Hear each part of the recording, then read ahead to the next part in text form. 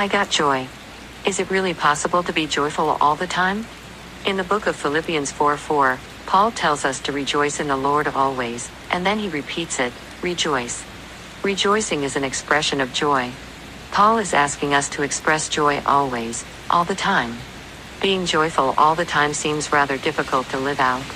I know I have not always felt joyful in my own life. I was not joyful when my mother was ill. I did not feel like rejoicing when relationships fell apart, and I certainly did not experience joy when I faced repeated disappointment during a job hunt. So what does Paul mean when he calls us to rejoice always? Because as you proceed through Scripture, he reinforces this again in Thessalonians 5:16, simplifying stating, rejoice always.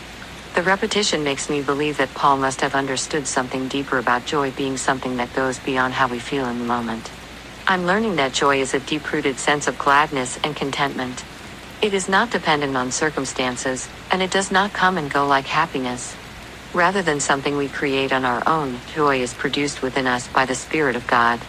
As we remain in Him, His Spirit grows this fruit in our lives. This means that joy is not produced by what we see, feel, or experience. Instead, it flows from our response to who God is.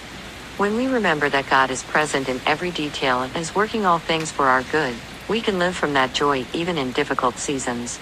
We can take heart because He has already overcome. Scripture reminds us that God has filled us with greater joy than those who have abundance.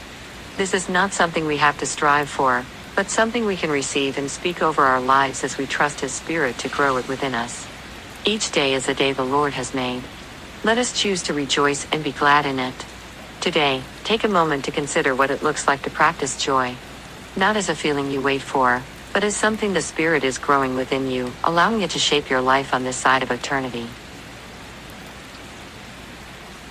You have put more joy in my heart than they have when their grain and wine abound.